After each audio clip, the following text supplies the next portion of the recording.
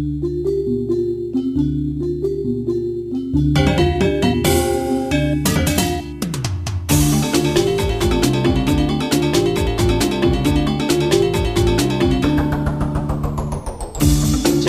bayi jaga tuwene, mangga entek, stata ajak, mok sata, jaga kita, jaga baline.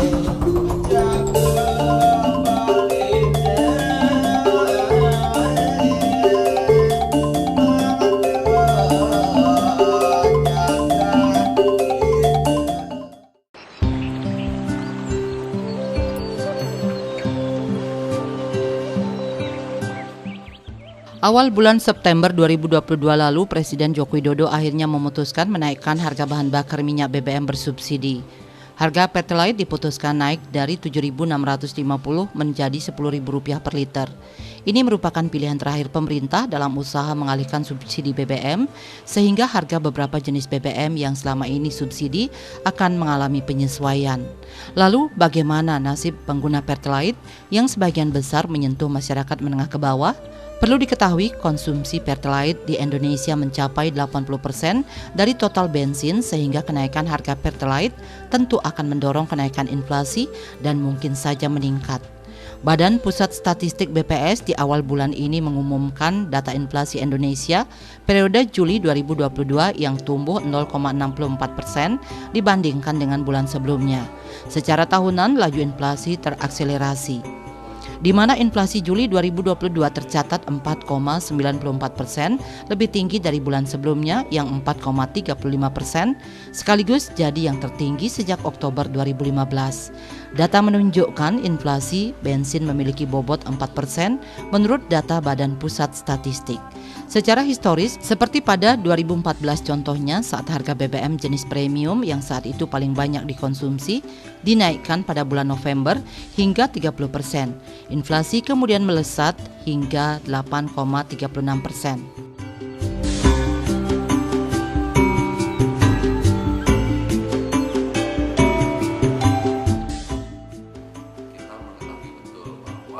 Fiskal daripada negara kita sedang butuh bantuan. Namun di lain sisi kita melihat juga bahwa masyarakat baru saja pulih dari COVID-19 yang mana seperti kita ketahui COVID-19 cukup menghantam daripada perekonomian Indonesia, khususnya Bali dalam hal ini. Jadi saya melihat memang apa yang sudah diambil oleh pemerintah ini adalah salah satu langkah yang cukup tepat, karena selama ini memang betul banyak yang mengkonsumsi daripada BBM ini sendiri adalah orang-orang yang mampu. Sedangkan bagi orang-orang yang tidak mampu sudah disiapkan bantuan-bantuan berupa baik itu secara dana tunai dan lain-lain oleh pemerintah kepada masyarakat-masyarakat yang dianggap sangat membutuhkan daripada bantuan BBM ini. Jadi saya melihat di sini sudah ada keterpihakan, artinya sudah sangat merata bagaimana pemerintah melihat dari semua sektor untuk menjaga stabilitas dalam negara ini. Namun kami sebagai pengusaha melihat bahwa pemerintah pusat juga memiliki suatu PR tersendiri, yaitu adalah menjaga inflasi agar dengan naiknya BBM ini tetap bisa menjaga inflasi agar perekonomian di Indonesia bisa tetap berjalan sebagaimana mestinya. Karena jika itu sampai tidak bisa dijaga, maka kita dalam keadaan yang cukup berbahaya dalam sisi perekonomian. Untuk kenaikan BBM menurut saya yang tentunya juga ini baru selesai dari Corona, mungkin sangat terasa sekali bagi kita semua. Tetapi marilah kita pikirkan jangka panjangnya. Karena kalau pemerintah selalu mensubsidi dan tidak menaikkan harga BBM, subsidi akan selalu meningkat. Dan untuk saat sekarang, subsidi yang dikeluarkan oleh pemerintah sudah lumayan cukup tinggi. Nah, seandainya subsidi pemerintah semakin meningkat, apalah jadinya kita semua. tingkat sosial dan ekonomi kita tentunya akan lebih merosot lagi. Mungkin secara makro ini kan dengan adanya kenaikan BBM ini kan pemerintah juga mungkin memikirkan dampak secara langsungnya. Makanya masyarakat MBR lama ini kan dikasih bantuan langsung tunai kalau saya dengar itu. Tapi kalau itu tuh ibaratnya kalau saya bilang obat itu konstan gitu. Dalam artian ibaratnya kita sakit kepala dikasih ponstan hilang sementara, tapi efek jangka panjangnya itu tidak begitu ngefek dia. Begitu BLT ini kan kalau boleh dibilang hanya beberapa bulan saja kan. Begitu habis itu BLT-nya otomatis kemana dicari sama masyarakat terutama yang MBR ini kan. Makanya ini kalau boleh dibilang seperti apa dia mekanisme ramuan dari pemerintah ke depan. Saya harapkan sih win-win solution, apalagi seperti saya bilang di sektor properti ini kan satu dari 3 kebutuhan pokok yaitu papan dalam hal ini kan, dan terutama untuk rumah subsidinya itu kan memang kalau boleh dibilang itu bermanfaat sekali untuk masyarakat MBR atau masyarakat berpenghasilan rendah dalam memiliki rumah. Secara garis nasib sebenarnya mereka tidak bisa memiliki rumah secara konvensional. Dengan ada rumah subsidi ini akhirnya mereka bisa memiliki rumah. Naiknya harga BBM ini bagi masyarakat Bali ibarat menelan pil pahit.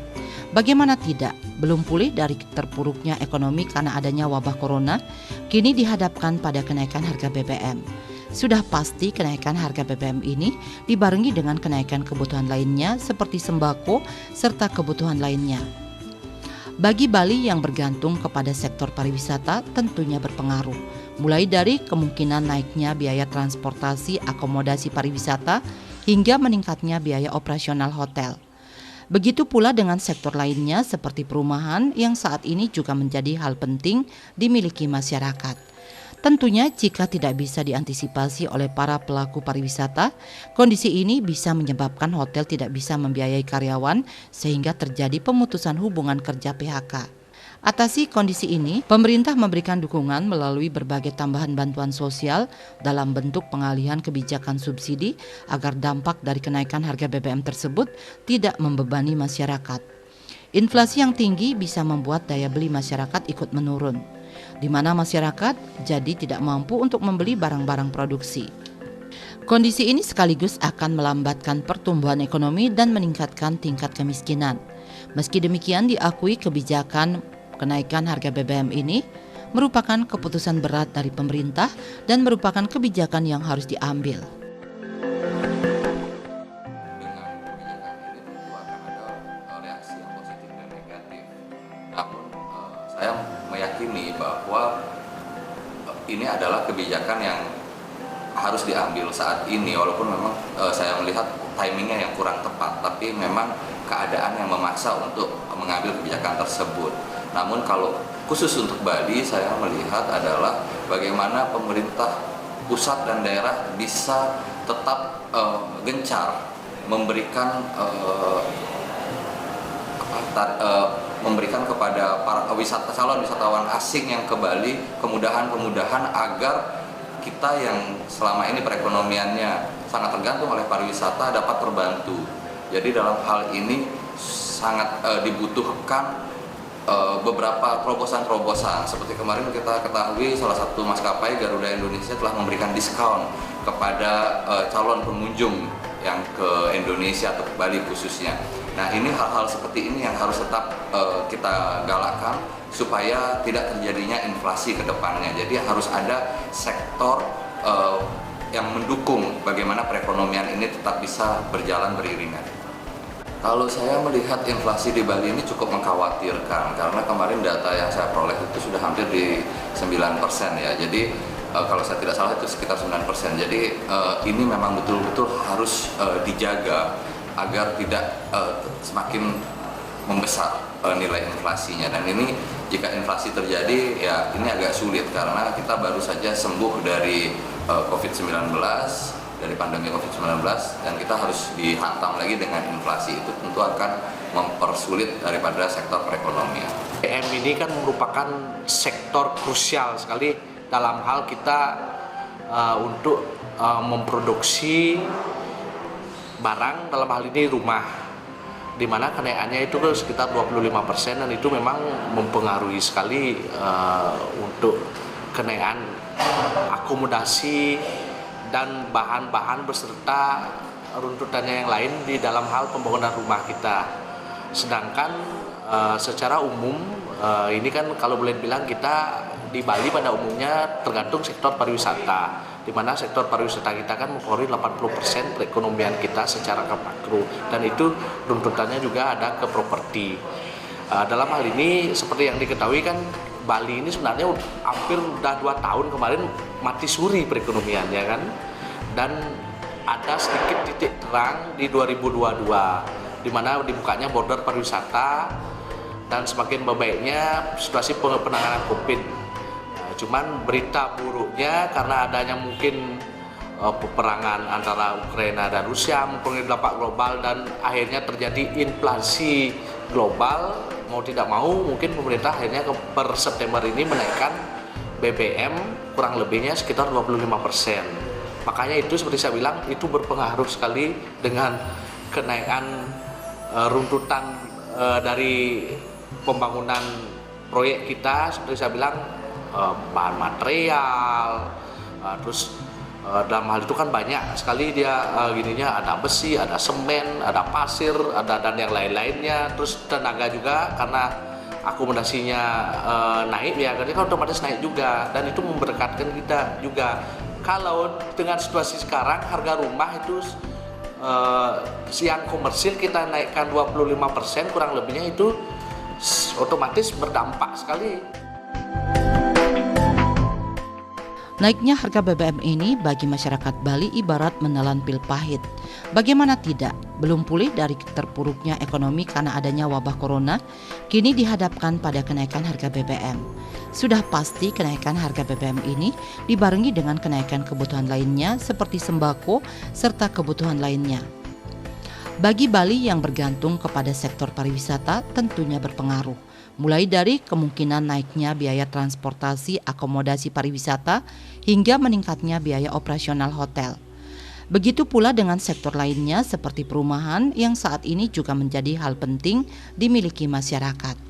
Tentunya jika tidak bisa diantisipasi oleh para pelaku pariwisata, kondisi ini bisa menyebabkan hotel tidak bisa membiayai karyawan sehingga terjadi pemutusan hubungan kerja PHK.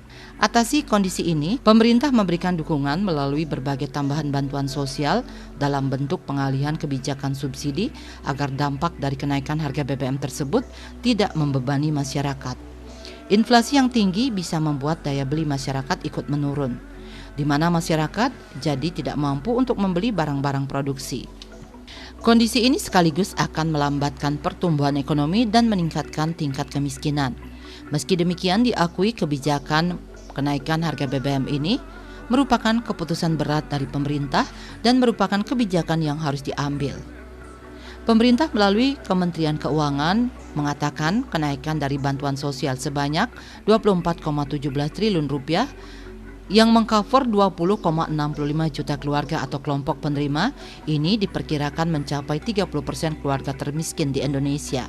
Lebih rinci, kenaikan bansos 24,17 triliun rupiah ini diperuntukkan bagi 20,65 juta keluarga yang masing-masing akan mendapatkan Rp150.000 per bulan untuk 4 bulan dengan total Rp12,4 triliun.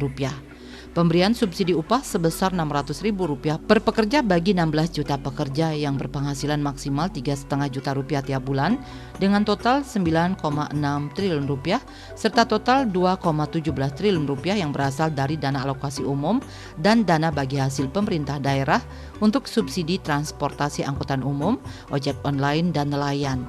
Berdasarkan hitungan dari penerima dan kalau hubungan dengan kemiskinan, dengan adanya bantuan tersebut, maka angka kemiskinan bisa ditekan lagi, turun sebesar sekitar 1,07% untuk 2 bantuan tersebut. Namun demikian, perlu kesadaran masyarakat dalam menggunakan BLT tepat sasaran, seperti halnya dalam membantu modal usaha, bukan sebaliknya untuk memenuhi kebutuhan yang tidak begitu penting. Saya melihat ya itu kembali lagi ke kesadaran daripada masing-masing masyarakat ya. Dan saya merasa edukasi daripada masyarakat di Indonesia ini kan semakin lama sudah jauh membaik daripada zaman-zaman terlebih dahulu gitu. Jadi memang di sini kembali lagi kesadaran daripada masing-masing pengguna daripada BBM ini sendiri untuk bisa bagaimana membantu juga pemerintah agar sama-sama kita bisa ke arah yang lebih baik. Saya rasa bagaimana cara pemerintah untuk mengedukasi bagi masyarakat agar bisa menggunakan tools atau alat-alat yang sudah disiapkan oleh pemerintah, sehingga kembali lagi seperti yang saya sampaikan di depan bahwa memang ini obat pahit yang harus kita minum bersama-sama agar bisa ke masa depan yang lebih baik. Bantuan tunai langsung yang diberikan oleh pemerintah, marilah kita pergunakan atau manfaatkan dengan yang logis. Seperti contoh, kita mungkin berjualan kecil-kecilan, dengan dana itu kita berjualan kecil-kecilan, tentunya dana itu akan bertambah.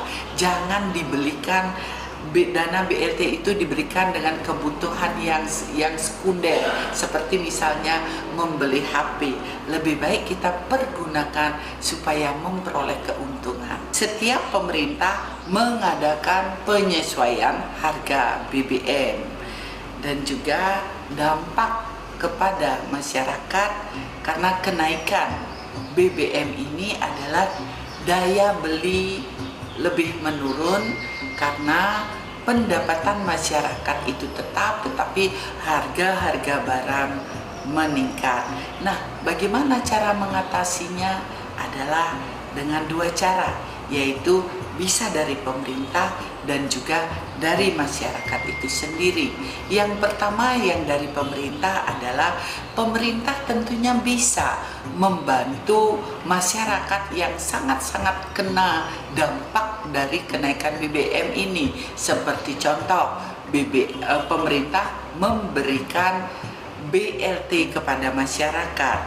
Nah, juga tadi kami sampaikan bahwa dengan cara dari masyarakat itu sendiri adalah pemerintah tidak semua bisa memberikan BLT, terkecuali yang sangat kena dampak dari kenaikan BBM itu. Jadi masyarakat tentunya harus bisa mengoreksi atau efisiensikan penggunaan BBM itu sendiri. Seperti contoh, misalnya masyarakat yang suka jalan-jalan atau piknik bersama keluarga. Kita akui semenjak 2022 ini ketimbang 2 tahun kemarin, sektor properti khususnya di Bali itu sudah meningkat penjualannya, baik yang sektor komersil maupun yang sektor subsidi. Dengan adanya seperti ini sih saya agak khawatir pengaruhnya lumayan signifikan ini terhadap daya beli konsumen. Apalagi terus yang sektor subsidinya kemarin aja kalau boleh dibilang kan sudah hampir 3 tahun rumah subsidi di Bali tidak naik, dalam hal ini harganya 168. Terus sekarang dengan ada kenaikan 25% ini tidak naik juga. Kalau boleh saya bilang itu ekstrimnya membunuh pelan-pelan developer subsidi, otomatis akhirnya terdampak juga ke program pemerintah. Dalam hal ini Pak Presiden kita dalam programnya 1 juta rumah. Dalam artian kalau ini terjadi terus-menerus tidak ada kenaikan harga rumah subsidi dan lain-lainnya, saya agak worry juga, terancam gagal akhirnya program 1 juta rumah. Kebijakan pemerintah menaikkan BBM ini juga dinilai menjadi salah satu cara untuk mengubah pola hidup konsumtif masyarakat yang menggunakan kendaraan bermotor, menggunakan BBM untuk bisa beralih ke listrik atau yang lainnya. Karena bagaimanapun, ke depan selain ketersediaan BBM serta harga minyak dunia terus melonjak, juga diharapkan ramah lingkungan dengan mengurangi emisi. Pemanasan global yang dapat mengancam kehidupan manusia menjadi salah satu hal yang diperhatikan dalam kebijakan ini. Pemerintah pun mulai mensosialisasikan dan menggunakan kendaraan maupun mobil untuk beralih ke listrik dengan harapan nantinya penggunaan BBM ke depan berkurang. Program ramah lingkungan ini sebenarnya sudah sejak dahulu didengungkan pemerintah, namun dalam pelaksanaannya baru beberapa terrealisasi sehingga penggunaan BBM di Indonesia masih tinggi, baik BBM bersubsidi maupun yang tidak. Di sisi lain, pemberian subsidi terhadap BBM ini diharapkan tepat sasaran terutamanya bagi kendaraan, mobil ataupun yang semestinya menggunakan BBM bersubsidi secara sembunyi-sembunyi menggunakannya. Ada sebuah pengawasan yang ketat baik oleh pemerintah maupun Pertamina maupun pelaku usaha dalam hal ini pemilik SPBU. Ya, itu salah satu terobosan-terobosan juga yang telah dilakukan oleh pemerintah, antara lain ya seperti kendaraan listrik. Namun memang sosialisasi dan pengenalan lebih dalam lagi kepada masyarakat itu harus ditingkatkan, dan saya melihat memang sedang ada transisi daripada kendaraan yang menggunakan BBM dan listrik. Namun memang seperti kita ketahui sebetulnya kan market di Indonesia ini hampir bisa disebut juga dengan market follower gitu. Jadi memang harus ada endorsement atau suatu keyakinan untuk mereka dapat menggunakan produk listrik ini gitu. Jadi itu yang harus ditekankan kepada pemerintah, bagaimana bisa memberikan endorsement yang baik kepada transport listrik sehingga masyarakat mau dan dapat menggunakan. Memang hal-hal seperti tersebut kan kita melihatnya adalah bisa secara paralel sebetulnya kita jalankan gitu. Jadi memang kalau kita menunggu segalanya untuk lengkap, untuk sudah jadi baru kita eksekusi kan tentunya itu akan memakan waktu. Sedangkan kan dalam hal ini memang terjadi cepat-cepatan dalam mengeksekusi bagaimana kendaraan listrik ini bisa segera kita maksimalkan. Mobil listrik ini perlu kita dukung, perlu kita rekomendasi karena untuk mengurangi penggunaan BBM, apalagi BBM misalnya semakin tahun semakin akan meningkat, tentunya rekomendasi untuk mobil listrik ini kita pikirkan. Itu adalah Pertaminanya di sana sudah ada catatan seperti contoh jenis mobil yang di atas 2000 cc tidak boleh memakai subsidi, itu adalah non-subsidi. Mereka harus memakai Pertamax. Yang di bawah 2000 cc boleh memakai subsidi. Yang dipergunakan adalah Pertalite. Jadi data itu udah semua ada, aplikasi itu udah semua ada di Pertamina masing-masing. Tentunya kenaikan harga BBM adalah pilihan yang sulit dihindari pemerintah. Jika harga BBM tak naik akan menjadikan beban APBN pada tahun ke depan akan lebih berat. Tahun depan defisit APBN harus kembali ke level 3%. Ini akan semakin sulit jika harga BBM tidak naik. Pemerintah sudah seharusnya menaikkan harga BBM secara bertahap agar tak terlalu menimbulkan riak pada perekonomian. Jika pemerintah memutuskan untuk tak menaikkan harga BBM saat ini, pemerintah nantinya justru terpaksa mengerek tinggi harga BBM tahun depan jika harga minyak dunia terus meningkat. Hal ini diperparah dengan situasi di sejumlah negara yang saat ini masih terjadi konflik perang antar negara sehingga mengganggu stok minyak di sejumlah negara. Kondisi ini tentunya menjadi pembelajaran bagi bangsa Indonesia agar kedepannya bisa menciptakan energi terbarukan, tentunya yang ramah lingkungan.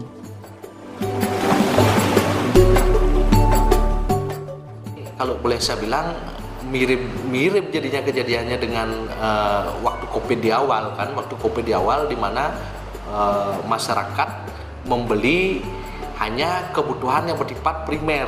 Dalam hal ini apa itu obat-obatan, makanan dan lain-lain, otomatis mereka berbelanja untuk kebutuhan yang bersifat non primer pasti menurun kan.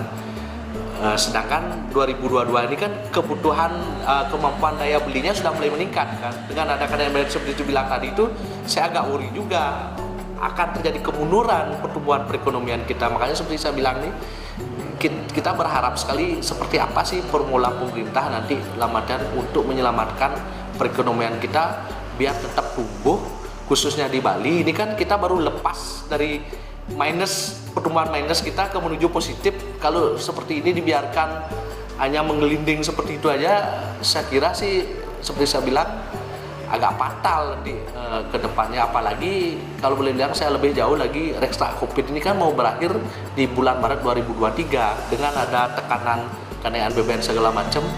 Kalau boleh bilang agak ambiar jadinya planning yang sudah kita planningkan ke depan ini untuk memperbaiki atau dalam hal ini memulihkan perekonomian kita di Bali, khususnya di sektor properti terutama. Karena saya lihat kemarin kan perbandingannya saya ambil dari data perbankan itu dari realisasi konsumen di bank sampai per bulan Agustus ini kenaikan penjualan properti dalam hal ini realisasi di bank itu naiknya double dari tahun kemarin. Kenaikan persentasenya itu kan merupakan sudah ada perbaikan secara signifikan sebenarnya dia gininya, cuman dengan adanya seperti ini sementara karena ini baru berjalan kan belum kelihatan secara signifikan sih, tapi saya lihat mungkin untuk bulan-bulan kedepannya pasti itu akan terjadi penurunan untuk jumlah realisasi konsumen dalam hal ini pembelian konsumen khusus untuk properti. Pemerintah pusat memprediksi seiring pemulihan aktivitas ekonomi yang menguat, mobilitas masyarakat meningkat sehingga kuota solar dan pertalite diperkirakan akan habis Oktober ini bila tidak ada kebijakan dari pemerintah. Dan beban anggaran juga diproyeksikan akan naik mencapai 698 triliun rupiah. Karenanya pemerintah sudah menggelontorkan beberapa bantuan yaitu BLT BBM yang diperkenalkan Presiden Jokowi dan bantuan subsidi upah. Di samping itu ada peran pemerintah daerah dengan memanfaatkan 2% dari dana transfer umum DTU yang diterima daerah yaitu DAU Oktober-Desember dan dana bagi hasil DBH triwulan 4 tahun 2022. Sinergi atau upaya mengatasi dampak ini perlu bersama-sama bergandengan tangan pemerintah pusat dengan Pemda walaupun di APBD sudah menganggarkan perlindungan sosial. PMK 134 ini mengamanatkan agar Pemda menggunakan 2% dari DTU untuk perlindungan sosial. Seperti saya bilang di Bali ini kan erat sekali pariwisatanya, 80% mempengaruhi. Ini kan sama, ini dalam hal recovery sebenarnya kan, di mana kunjungan pariwisata ini sudah lumayan meningkat kan dengan dibuka border tanpa ada tes PCR, antigen dan lain-lainnya, dan cenderung penanganan COVID sudah mulai terkendali. Dalam artian dengan adanya seperti ini sama juga mereka yang namanya wisatawan kan otomatis mereka sudah terpenuhi kebutuhan primernya dulu, baru primer dalam hal ini mungkin apakah berwisata, mengurangi kejenuhan dalam. Tapi kalau seperti ini dibiarkan larut, saya sih khawatir juga akan menurun kunjungan pariwisata. Karena kalau boleh dibilang kan urusan pariwisata bukan hanya urusan sekedar nginap di hotel kan, dalam hal ini mungkin hotel masih lah bisa dengan diskon segala macam, tapi kan mereka selama di sini kan ada akomodasinya, ada konsumsinya juga, dalam arti dikonsumsi untuk konsumsi makan, kuliner, dan konsumsi membeli oleh-oleh. Otomatis paling sederhananya akomodasi untuk konsumsi makan itu pasti naik, itu mengikuti kenaikan harga BBM, dan bahkan takutnya lebih signifikan BBM-nya naik 25%, yang kebutuhan yang ini bahkan lebih tinggi ya naiknya. Ini kan salah satu gerakan dari pemerintah untuk mengamankan fiskal yang ada di Indonesia sendiri. Jadi memang fiskal ini yang menjadi suatu tolak ukur kenapa akhirnya pemerintah harus mengambil keputusan seperti ini. Namun kembali lagi seperti yang saya tadi sampaikan bahwa ketika fiskal ini BBM ini menjadi salah satu untuk menjaga fiskal, saya mengharapkan inflasi dapat dijaga oleh pemerintah agar tidak terjadi inflasi, artinya harga-harga supaya tidak terjangkau naiknya melambung tinggi. Nah, itu yang harus dijaga oleh pemerintah. Di lain sisi mereka bisa menjaga fiskal, tapi inflasi juga harus bisa dijaga. Ubah pola hidup dan kurangi sikap konsumtif terhadap kebutuhan yang tidak mendasar menjadi salah satu cara untuk bisa bertahan dalam kondisi ekonomi saat ini. Ekonomi Bali yang hanya bergantung PAD sektor pariwisata sangatlah riskan dipengaruhi faktor eksternal yang tidak bisa diprediksi, sehingga Bali harus mulai melirik sektor lainnya untuk dikembangkan. Begitu pula dengan penggunaan BBM, sejumlah industri di Bali hendaknya mulai dialihkan dengan sumber energi lainnya dengan menerapkan kemajuan teknologi. Di tengah banyaknya persoalan dan masalah yang dihadapi, masyarakat Indonesia diharapkan mampu bangkit dari keterpurukan ekonomi menuju ke arah yang lebih baik.